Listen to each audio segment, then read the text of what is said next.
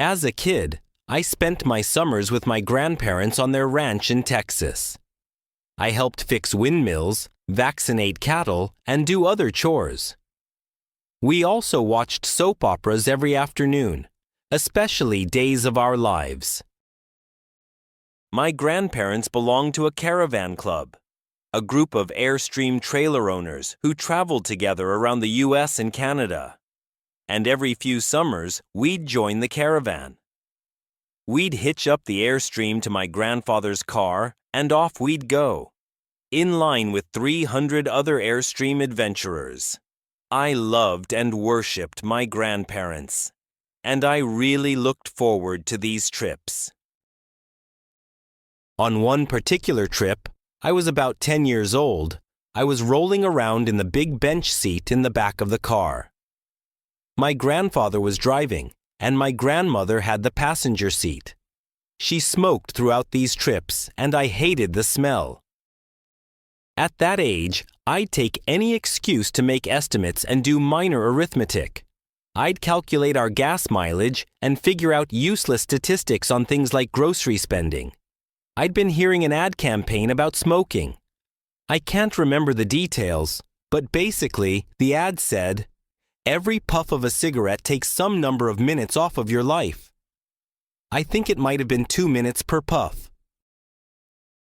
At any rate, I decided to do the math for my grandmother. I estimated the number of cigarettes per day, estimated the number of puffs per cigarette, and so on. When I was satisfied that I had come up with a reasonable number, I poked my head into the front of the car, tapped my grandmother on the shoulder, and proudly proclaimed, "At 2 minutes per puff, you've taken 9 years off of your life." I have a very vivid memory of what happened next, and it was not what I had expected. I expected to be applauded for my cleverness and arithmetic skills. "Jeff, you're so smart. You had to have made some tricky estimates, figured out the number of minutes in a year, and done some division." That's not what happened. Instead, my grandmother burst into tears. I sat in the back seat and didn't know what to do while my grandmother was crying. My grandfather, who'd been driving in silence, pulled over onto the shoulder of the highway. He got out of the car, came around, opened my door, and waited for me to follow. Was I in trouble? My grandfather was a highly intelligent, quiet man. He had never said a harsh word to me, and maybe this was to be the first time. Or maybe he would ask that I get back in the car and apologize to my grandmother. I had no experience in this realm with my grandparents, and no way to gauge what the consequences might be. We stopped beside the trailer. My grandfather looked at me, and after a bit of silence, he gently and calmly said, "Jeff, one day you'll understand that it's harder to be kind than clever." What I want to talk to you about today is the difference between gifts and choices. Cleverness is a gift. Kindness is a choice. Gifts are easy. They're given after all. Choices can be hard.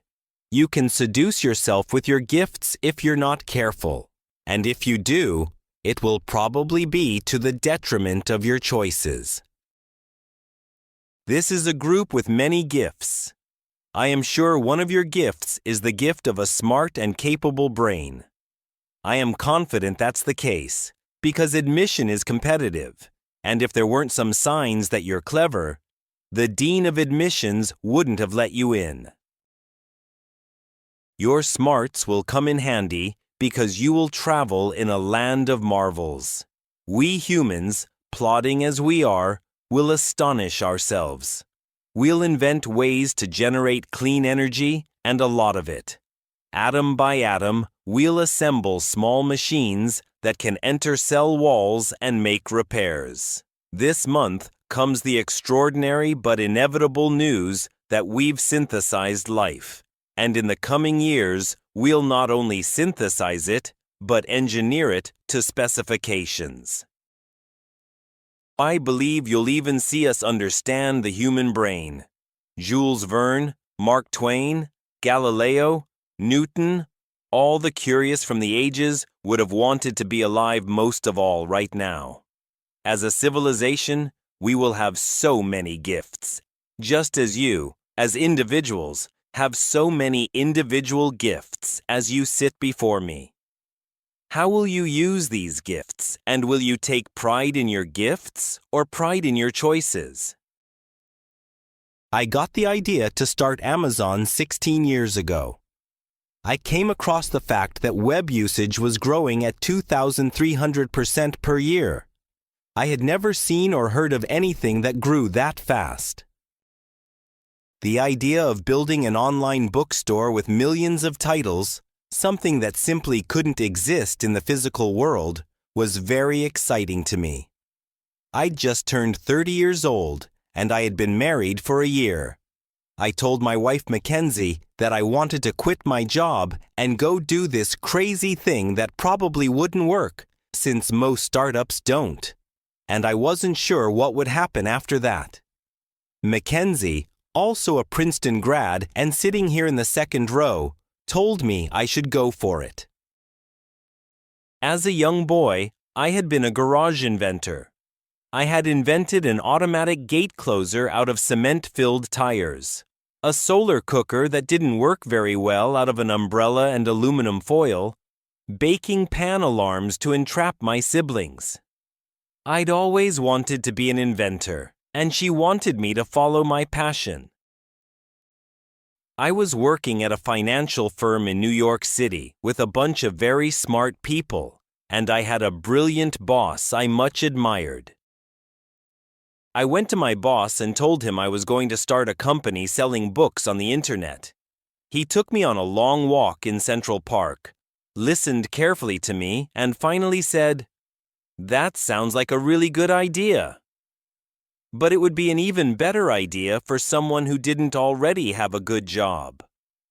That logic made some sense to me, and he convinced me to think about it for 48 hours before making a final decision. Seen in that light, it really was a difficult choice. But ultimately, I decided I had to give it a shot.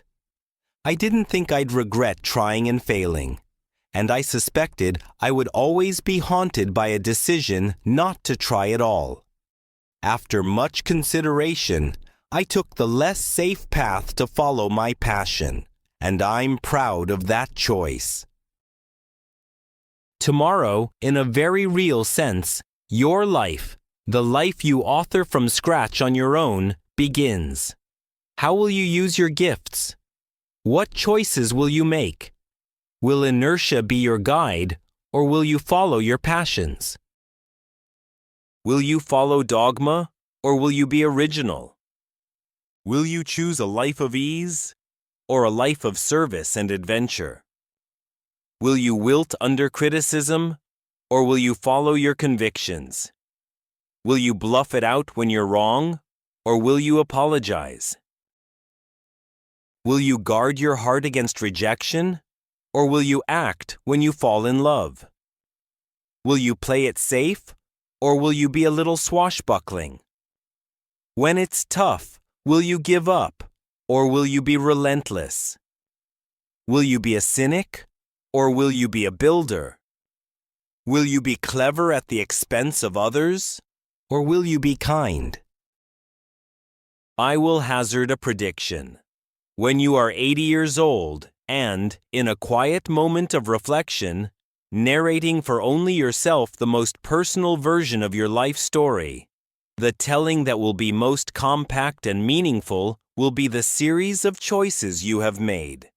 In the end, we are our choices. Build yourself a great story. Thank you, and good luck.